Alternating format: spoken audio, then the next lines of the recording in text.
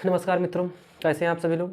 आज हम लोग जो है भौतिक विज्ञान के एक महत्वपूर्ण टॉपिक पर चर्चा करने जा रहे हैं जिसका नाम है लॉजिक गेट। हम लोग आज लॉजिक गेट के बारे में अध्ययन करेंगे। तो हमें ये उम्मीद है कि आपको ये वीडियो काफ़ी अच्छा लगेगा, और यदि आप वीडियो का पूरा आनंद लेना चाहते हैं तो वीडियो के अंत तक जरूर देखें। ठीक है, तो सबसे पहले लॉजिक गेट के बारे में हम लोग सबसे पहले अध्ययन करते हैं परिपथों के बारे में। ठीक है, परिपथ क्या होते हैं और कितने प्रकार के होते हैं। तो सबसे पहले हम लोग पढ़ेंगे एनालॉग परिपथ। एनालॉग परिपथ, एनालॉग परिपथ। अब आपसे कोई पूछे एनालॉग परिपथ से आप क्या समझते हैं, एनालॉग परिपथ क्या होता है, तो आप कहें कि ऐसा परिपथ जिसमें समय के साथ साथ धारा तथा वोल्टता का मान परिवर्तित होता रहता है, ऐसे परिपथ को एनालॉग परिपथ कहते हैं। आप यहाँ पे कह सकते हैं कि ऐसा परिपथ जिसमें समय के साथ साथ धारा तथा वोल्टता का मान परिवर्तित होता रहता है क्या कहलाता है, एनालॉग परिपथ कहलाता है, एनालॉग परिपथ कहलाता है।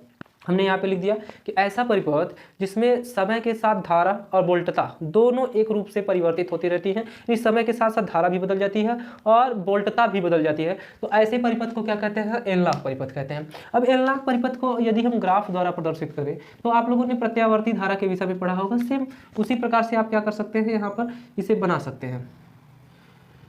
मान लेते हैं ये वाई अक्ष है जिसमें वोल्टता को दिखाया गया है, +5 वोल्ट, ठीक है, और माइनस यहाँ पर 5 वोल्ट है। ये मूल बिंदु है, ठीक है, मूल बिंदु 0 है, और समय के साथ साथ आप देख रहे हैं धारा और वोल्टता दोनों, ये समय है, ठीक है, समय t है, और समय के साथ साथ हम देख रहे हैं कि धारा और वोल्टता दोनों परिवर्तित हो रहे हैं, इसलिए ऐसे परिपथ को हम लोग क्या कहते हैं, एनालॉग परिपथ। इसके बाद हम लोग दूसरा परिपथ पढ़ेंगे, डिजिटल परिपथ।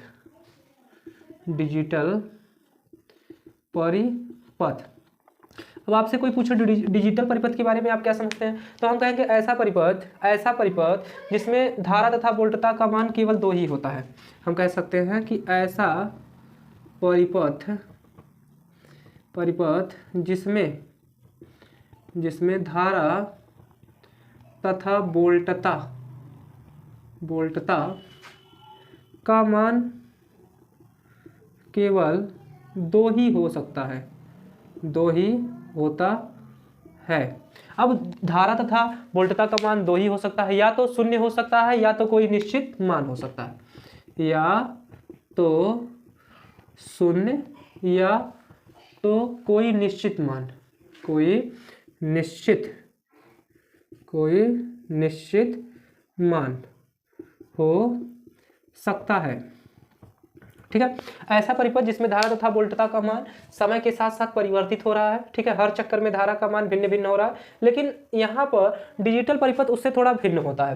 भिन्न होने का कारण ये है कि ये अलग प्रकार से बिहेव करता है। तो इसमें ऐसा परिपथ जिसमें धारा तथा वोल्टता का मान 2 ही हो सकता है, या तो 0 हो सकता है या तो कोई निश्चित मान हो सकता है, तो ऐसे परिपथ को डिजिटल परिपथ कहते हैं, ठीक है।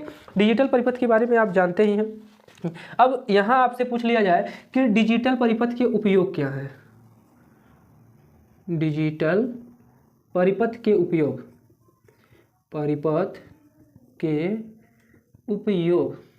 डिजिटल परिपथ के क्या उपयोग होते हैं, हम डिजिटल परिपथ का उपयोग कहां कहां पर करते हैं। तो डिजिटल परिपथ का उपयोग आपका हो गया टेलीविजन, ठीक है, कंप्यूटर, टेलीविजन हो गया, कंप्यूटर हो गया, ठीक है, मोबाइल फोन हो गया, अंतरिक्ष यान हो गया, ठीक है, मोबाइल फोन अंतरिक्ष यान, ठीक है, आदि में इनका उपयोग किया जाता है।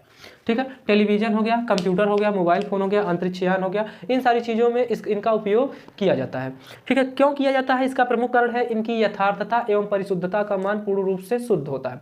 यथार्थता, इनकी गणना करने की जो क्षमता होती है उनमें किसी भी प्रकार की त्रुटि नहीं होती है। हमने पहले ही बताया है कि डिजिटल परिपथ एक ऐसा परिपथ है जिसमें धारा या वोल्टता का मान ऐसा नहीं है कि कुछ भिन्न भिन्न बताए। आप किसी अन्य उपकरण से नापते हैं तो उसमें कुछ और आता है, भिन्न भिन्न उपकरण से नापने पर वही धारा भिन्न भिन्न प्रदर्शित होती है, ऐसा कुछ नहीं है। यथार्थता त्रुटि से संबंधित यहाँ पर कोई भी घटना घटने वाली नहीं है। यहाँ पे धारा और वोल्टता का मान एकदम परिशुद्ध होता है, या तो धारा और वोल्टता होगी या तो धारा और वोल्टता नहीं होगी। ठीक है, तो इसका प्रमुख कारण है इनकी यथार्थता एवं परिशुद्धता, इनकी यथार्थता एवं परिशुद्धता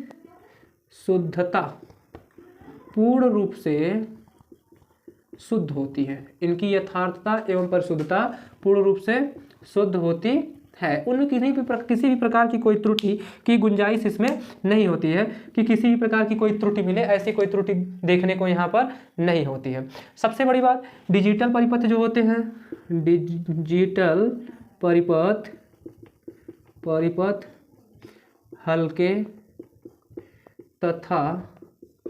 हल्के होते हैं। डिजिटल परिपथ हल्के होते हैं, विश्वसनीय होते हैं, सस्ते होते हैं, सूक्ष्म होते हैं, सरल होते हैं। डिजिटल परिपथ हल्के तथा सूक्ष्म, सरल एवं विश्वसनीय होते हैं। विश्वसनीय होते हैं। जो डिजिटल परिपथ होते हैं वह हल्के होते हैं, सूक्ष्म होते हैं, सरल होते हैं और विश्वसनीय होते हैं। ठीक है, और डिजिटल परिपथ के जो आंकड़े होते हैं वह पूर्ण रूप से शुद्ध होते हैं। तो हम यहाँ पर लिख सकते हैं कि डिजिटल परिपथ के आंकड़े पूर्ण रूप से क्या होते हैं? शुद्ध होते हैं।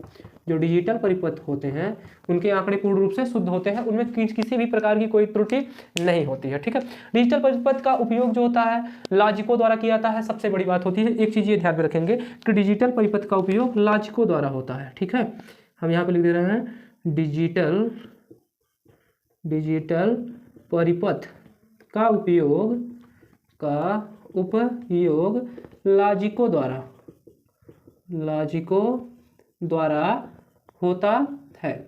जो डिजिटल परिपथ होते हैं मित्रों, उनका उपयोग जो है एकदम लॉजिक के द्वारा होता है। लॉजिक के द्वारा हम डिजिटल परिपथ का उपयोग करते हैं। तो ये होते हैं एनालॉग परिपथ और ये होते हैं डिजिटल परिपथ। हमको इस पूरे लॉजिक गेट चैप्टर में टोटल डिजिटल परिपथ के बारे में पढ़ना है। एनालॉग परिपथ के बारे में किसी भी प्रकार से कुछ भी हमें अध्ययन नहीं करना है। ठीक है, तो ये हो गया। अब लॉजिक गेट होता क्या है? अब आपसे हम एक प्रश्न पूछते हैं कि ये बताइए आप लॉजिक गेट से क्या समझते हैं? जैसे कि हेडिंग में है लॉजिक गेट। आप लॉजिक गेट से क्या समझते हैं? लॉजिक गेट का अभिप्राय क्या होता है? तो एक ऐसा परिपथ जिसमें निवेश वोल्टता का मान एक या एक से अधिक हो सकता है। हम इसमें डायरेक्टली कह सकते हैं कि ऐसा परिपथ जिसमें निवेश वोल्टता का मान एक या एक से अधिक हो सकता है। एक से अधिक हो सकता है। यानी निवेश जो है, आप एक निवेश कर सकते हैं, दो निवेश कर सकते हैं, चार निवेश कर सकते हैं, परंतु अगर आपको निर्गत यानी इनपुट आपके बहुत सारे हो सकते हैं पर आउटपुट आपका जो है वह मात्र एक ही होता है। तो ये जो व्यवस्था कहलाती है वो क्या कहलाती है? लॉजिक गेट कहलाती है। ठीक है, या ऐसा परिपथ जिसमें निर्गत तथा निवेश वोल्टता के बीच तर्कपूर्ण संबंध होता है उसे क्या कह सकते हैं? हम लॉजिक गेट कहते हैं। या ऐसा परिपथ जिसमें निवेश वोल्टता या निर्गत वोल्टता का मान एक या एक से अधिक होता है पर निर्गत यानी आउटपुट निर्गत वोल्टता का मान एक ही होता है। क्या कहलाता है? लॉजिक गेट कहलाता है। या आप दूसरी परिभाषा दे सकते हैं कि ऐसा कोई परिपथ, ठीक है, ऐसा डिजिटल परिपथ के बारे में हम लोग पढ़ रहे हैं। ऐसा डिजिटल परिपथ जिसमें निर्गत तथा निवेश के मध्य, ये आपके पास दो चीज़ है जिसमें निर्गत है और क्या है, निवेश है। अब वैसे भी आप लोगों को मालूम होगा कि दो ही चीज़ें उपस्थित होती है, या तो इनपुट उपस्थित होगा या तो आउटपुट उपस्थित होगा। तो ऐसा कोई परिपथ जिसमें निर्गत या और निवेश वोल्टता के बीच तर्कपूर्ण संबंध होता है उसे हम लोग क्या कहते हैं, लॉजिक गेट कहते हैं। तो हम यहाँ पे ऐसे भी लिख सकते हैं कि ऐसा डिजिटल परिपथ, ऐसा डिजिटल परिपथ जिसमें निवेश वोल्टता तथा निर्गत वोल्टता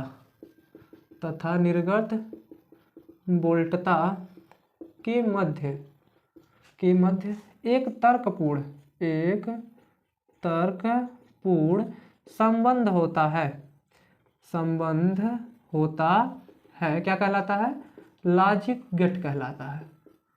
लॉजिक गेट कहलाता है, क्या कहलाता है, लॉजिक गेट कहलाता है। तो जिसमें निर्गत वोल्टता और निवेश वोल्टता के बीच एक तर्कपूर्ण संबंध होता है, लॉजिक गेट कहलाता है। तो लॉजिक गेट के प्रकार देखिए, यहाँ पे हम लोग देख लेते हैं लॉजिक गेट के प्रकार, कितने प्रकार के लॉजिक गेट होते हैं, ठीक है। तो हम लोग को मुख्य रूप से 3 गेट पढ़ना है। पहला है आपका आर गेट, ठीक है, पहला गेट है। और दूसरा गेट हम लोग पढ़ेंगे एंड गेट, ठीक है, दूसरा गेट हम लोग का है एंड गेट। और तीसरा गेट हम लोग पढ़ेंगे नॉट गेट, ठीक है।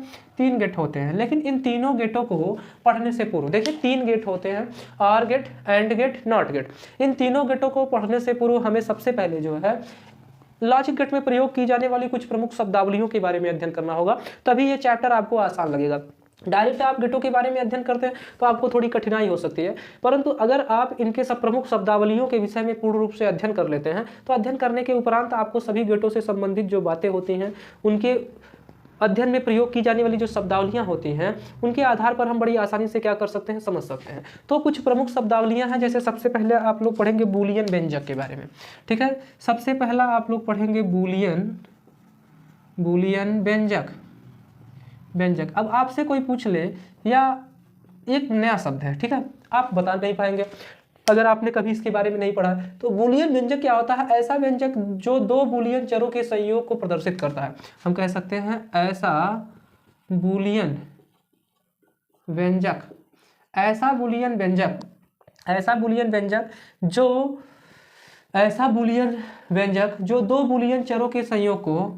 जो 2 बूलियन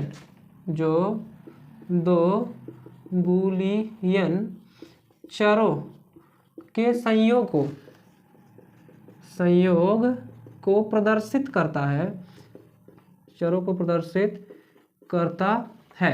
ऐसा बूलियन व्यंजक जो 2 बूलियन चरों को, जो 2 बूलियन चर समझते हैं, जैसे ABCD XYZ, ठीक है, कुछ भी हो सकते हैं, जो 2 बूलियन चरों के संयोग को प्रदर्शित करता है, जिसमें एक नया बूलियन चर प्राप्त होता है, ठीक है। और इसमें सबसे बड़ी बात यह है कि इसमें एक नया बूलियन चर प्राप्त होता है, एक नया बूलियन चर प्राप्त होता है, बूलियन व्यंजक कहलाता है, बूलियन व्यंजक कहलाता है।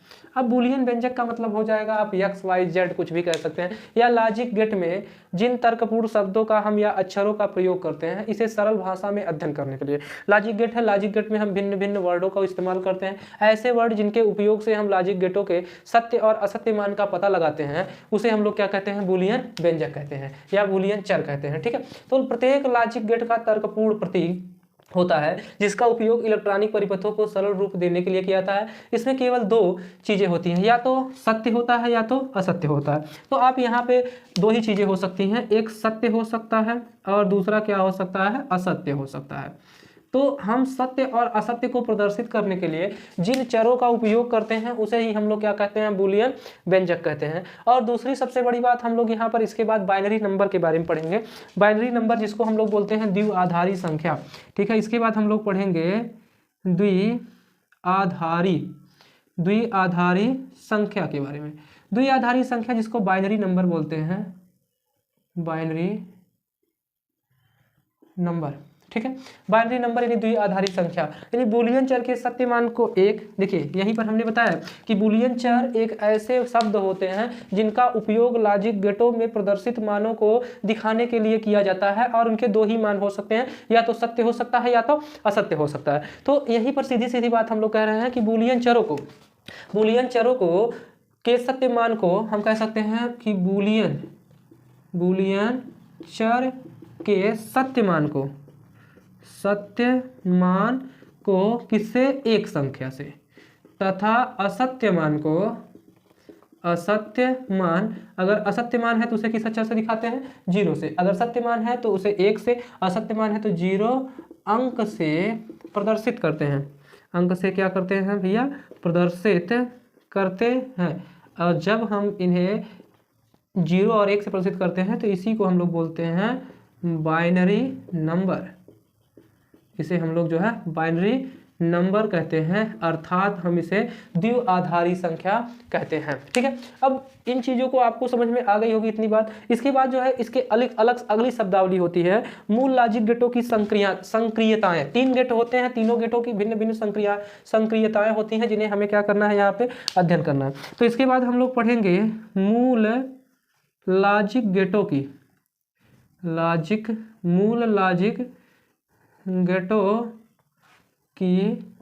संक्रियताएं, ठीक है।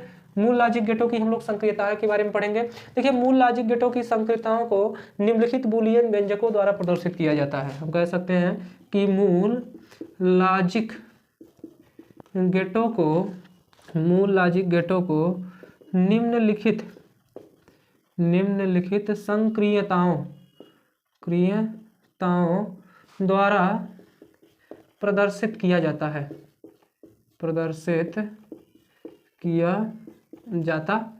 ठीक है। देखिए अब हम लोग पढ़ेंगे मूल लॉजिक गेट जो 3 गेट होते हैं, are gate, and gate, not gate, इनकी संक्रियताओं के बारे में पढ़ेंगे। और संक्रियताओं को जैसे ही हम लोग पढ़ते हैं तुरंत उसके बाद गेट पे आ जाते हैं। अगर आपने नोट डाउन नहीं किया है तो सबसे पहले आप इसका स्क्रीनशॉट ले लेते हैं, फिर हम लोग इसमें आगे बढ़ते हैं। तो पहले आप स्क्रीनशॉट ले लीजिए। तो आप लोगों ने जो है नोट डाउन कर लिया होगा, ठीक है। इसके बाद हम लोग जो है हमने आप पढ़ा रहे थे कि मूल लॉजिक गेटों की संक्रियताएं। तो मूल लॉजिक गेटों की संक्रियताओं के बारे में हम अध्ययन कर रहे हैं। तो आर गेट की इसकी संक्रियता ये जो गेट है इसकी संक्रियता प्लस होती है।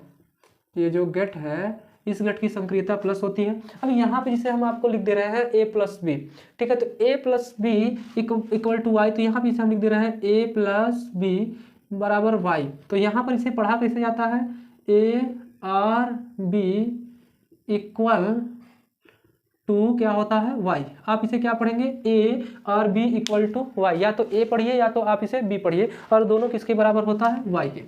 इसके बाद हम लोग पढ़ते हैं आर गेट हो गया, फिर हम लोग पढ़ते हैं एंड गेट,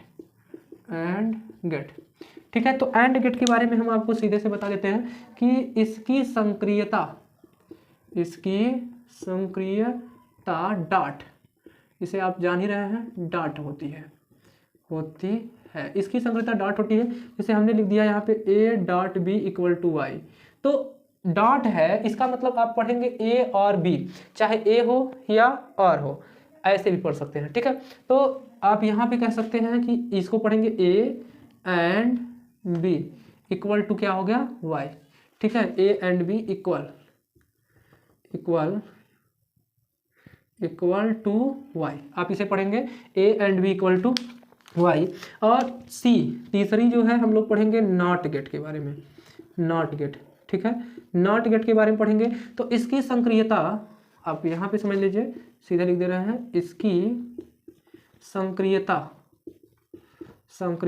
ये बार, इसे आप बार बोलते हैं, इसकी संक्रियता बार होती है, ठीक है। जब इसकी संक्रियता बार होती है तो आप इसे क्या लिखेंगे, ठीक है। तो इसे लिखेंगे ए बार वाई आप कह सकते हैं, ठीक है। इसे ए बार वाई लिख सकते हैं। इसमें आप लिख सकते हैं, जैसे आप लिखे हैं ए बार वेक्टर नहीं सॉरी इक्वल टू वाई, तो नॉट इसमें लिख सकते हैं नॉट ए इक्वल 2 क्या हो जाएगा y, ठीक है।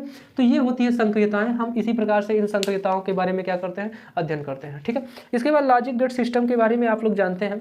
लॉजिक गेट सिस्टम में दो ही चीज़ें होती हैं। बाइनरी संख्या प्रणाली के आधार पर या तो आप इसे 0 दिखाएंगे या तो आप इसे 1 दिखाएंगे। 0 अगर आप 0 दिखाते हैं, देखिए यहाँ पर आप विशेष में यहाँ पे समझ लीजिए बात को। 0 का मतलब क्या होगा, अगर आप 0 लिखे हैं, 0 का मतलब हो सकता है या तो फाल्स होगा या आपका क्या हो जाएगा, ये नॉट होगा, ठीक है। 0 का मतलब फाल्स हो गया या नॉट हो गया, या आप इसे क्लोज कर सकते हैं, क्लोज भी कर सकते हैं, ठीक है, या ऑफ लिख सकते हैं, ठीक है, ऑफ। और यदि 1 लिखा है और 1 लिखा है तो इसका मतलब ट्रू, ओपन भी लिख सकते हैं और ऑन भी लिख सकते हैं। तो ये चीज़ें आपको ध्यान में रखनी होती है। यहाँ पे 0 इक्वल टू आप 0 लिख सकते हैं, इक्वल टू 1। तो मूल लॉजिक गेटों में एक चीज़ों को ध्यान में रखना होता है। अगर 0 है तो इसका मतलब फॉल्स, क्लोज, ऑफ, और 1 है तो ट्रू, ओपन या ऑन होता है, ठीक है। तो ये लॉजिक गेट से संबंधित कुछ बाइनरी संख्या प्रणाली से संबंधित प्रमुख बातें हैं जो आपको क्या करनी होती हैं, ध्यान में रखनी होती है। तो इसके बाद हम लोग सबसे पहले गेट की शुरुआत करते हैं। सबसे पहला गेट है हम लोगों का आर गेट, ठीक है। तो आर गेट क्या होता है सबसे पहले, तो आर गेट एक ऐसी युक्ति है जिसमें 2 या 2 से अधिक निवेश होते हैं और मात्र एक ही निर्गत होता है। क्या कहलाता है, आर गेट कहलाता है। तो हम कह सकते हैं कि ऐसा गेट, ठीक है, यहाँ पे लिख सकते हैं शॉर्टकट में, ऐसा गेट जिसमें 2 या 2 से अधिक निवेश होते हैं, अधिक निवेश होते हैं तथा एक ही क्या होता है, एक ही निर्गत का मतलब समझ रहे हैं आप, आउटपुट, एक ही निर्गत होता है, मात्र एक ही निर्गत होता है। इसमें 2 या 2 से अधिक निवेश होते हैं और निर्गत मात्र एक ही होता है। क्या कहलाता है, ऑर गेट कहलाता है, ठीक है, ऑर गेट कहलाता है। हम लोग इसे क्या कह सकते हैं, आर गेट कह सकते हैं। अब इसका जो है, अगर आप इसकी संक्रियता लिखेंगे तो देखिए आप इसकी संक्रियता ऊपर लिखे हैं, संक्रियता होगी a plus B equal to Y, यानी a या b इक्वल टू क्या हो सकता है, y। यही 2 चीज़ें होती हैं, ठीक है। तो ये इसका क्या हो सकता है, संक्रियता होता है, जिसे हम लोग बोलते हैं a और b इक्वल टू क्या हो जाएगा, y, ठीक है। अब इसके हम प्रतीक के बारे में पढ़ेंगे कि इसको प्रतीक क्या होता है, हम इसे किस अक्षर से दिखाते हैं, ठीक है, इसकी सत्यता सारणी क्या होती है। इन सारी बातों को आपको क्या करना है, यहाँ पे समझना है। तो प्रतीक अगर आपको समझना है, देखिए बहुत सिंपल है, ठीक है। ए और बी 2 निवेश होते हैं इसमें, तो हमने यहाँ पे क्या किया है, 2 निवेश दिखाया है, ए और बी, और निर्गत मात्र आपके पास कितने हैं, 1 है। तो ये 1-2 पॉइंट है। देखिए ये आपका जो गेट है आर गेट है, और आर गेट में जो है निवेश कितने, इनपुट कितने हैं, आप यहाँ पे लिख सकते हैं इनपुट, ठीक है। इनपुट आपके 2 हैं, एक है ए और दूसरा है बी, और आउटपुट आपको कितना मिल रहा है, आउटपुट कितना मिल रहा है, मात्र 1 ही मिल रहा है। तो इसे हम लोग क्या कह सकते हैं, कहते हैं आर गेट। आर गेट का ये प्रतीक होता है। अब आपको आर गेट का जो है परिपथ बनाना है, ठीक है। तो दूसरा मान लीजिए हमको क्या करना है, परिपथ, आर गेट का आपको परिपथ बनाना है। तो परिपथ बनाने में देखिए 2, इसमें निवेश 2 होते हैं, बस यही ध्यान में रखना है कि यहाँ पर 2 निवेश दिखाने हैं आपको, ठीक है। ये यहाँ पर आपको आउटपुट मिल रहा है, ठीक है।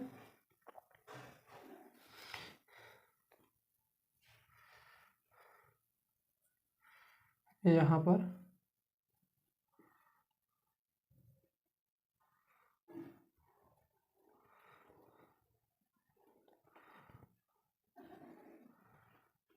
इस प्रकार, ठीक है। यहाँ पर देखिए ये हमने 2 बना दिया, ठीक है, और यहाँ पे हम बल्ब लगा दे रहे हैं ऐसे, मान लो, ठीक है। ये बल्ब हो गया, ठीक है, ये बल्ब हो गया, बल्ब है, ठीक है, ये बल्ब है, और बल्ब जो है आउटपुट है, ठीक है। इनपुट ए है, बी है, यहाँ पे हम क्या कर रहे हैं, बैटरी दिखा दे रहे हैं प्लस, ठीक है, ये बैटरी है और ये इनपुट है।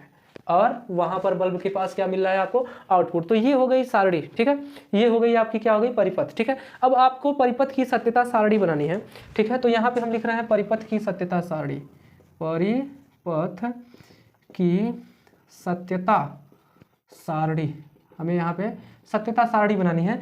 ये चीज़ें दिखानी है कि जो चीज़ें हमने बनाई है वो सही है या नहीं, वर्क कैसे करते हैं, ठीक है। इनके बारे में आपको यहाँ पे क्या करना है, समझाना है।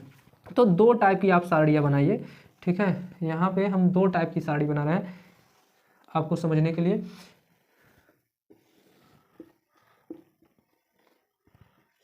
देखिए आपको दो इनपुट मिलेंगे और एक आउटपुट, ये हो जाएगा आपका इनपुट निवेश, ठीक है, और ये हो गया आउटपुट यानी निर्गत।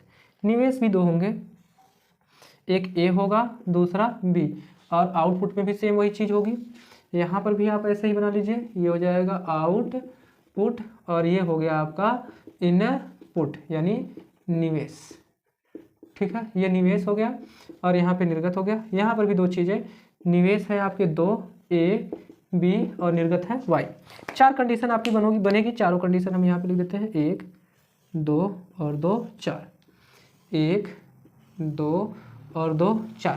पहली कंडीशन ये है कि यदि ए इनपुट ऑफ है, क्या है, ऑफ है, ए कुंजी खुली हुई है और बी क्या है, ऑन है, तो क्या आउटपुट मिलेगा। तो देखिए ये अगर ऑफ है तो ये ऑन है, तो यहाँ से करंट ऐसे फ्लो होकर के इस बल्ब में आ सकती है, इसीलिए ये क्या हो जाएगा, ऑन है। बात समझिए, ये ऑफ है, अब ये सपोज दैट ऑन हो गया तो करंट यहाँ से जाएगा, तो जाएगा ना, जब करंट यहाँ से फ्लो होगा तो इस तरीके से इसमें पहुँचेगा। दूसरी कंडीशन मान लो ए ऑन हो और बी ऑफ हो, तो भी बल्ब क्या होगा, जलेगा, यानी आउटपुट मिलेगा। बट ए ऑफ हो और बी भी क्या हो, ऑफ हो, ठीक है, दोनों ऑफ हो तो आपको आउटपुट नहीं मिलेगा, तो ऑफ भी कह सकते हैं, ठीक है। अब दोनों ऑन हो, ऑन हो, ऑन हो तो ही आपका क्या होगा, ऑन। अब देखो यहाँ पर जो है ना, ये हमने बनाया है ट्रू और फॉल्स के हिसाब से, ये द्विआधारी संख्या के आधार पर हम बना रहे हैं, संख्या के आधार पर, ठीक है, द्विआधारी संख्या के आधार पर हम इसे बना रहे हैं। तो ऑफ को हम दिखाते हैं किससे, 0 से, ऑन को 1 से, तो यहाँ पर भी ऑन आ रहा है 1, ऑन को 1 से, ऑफ को 0 से, तो भी यहाँ आ रहा है 1, ऑफ को 0 0, तो आपको क्या मिलेगा, 0, और ये ऑन है तो ऑन है, और ये भी क्या हो जाएगा, ऑन। तो ये हो गया पूरी ऑर गेट के बारे में जानकारी और लॉजिक गेट से संबंधित कुछ परिभाषाएं हो गई। तो हमें उम्मीद है कि ये वीडियो आपको बहुत अच्छा लगा होगा। अगर अच्छा लगा है तो लाइक कीजिए, कमेंट कीजिए और अपने सभी दोस्तों में शेयर कीजिए, ठीक है। तो नेक्स्ट पार्ट में हम लोग मिलते हैं अन्य सभी गेट के बारे में, और नेक्स्ट पार्ट में ये पूरा चैप्टर फिनिश हो जाएगा। तो आज के लिए बस इतना ही, धन्यवाद।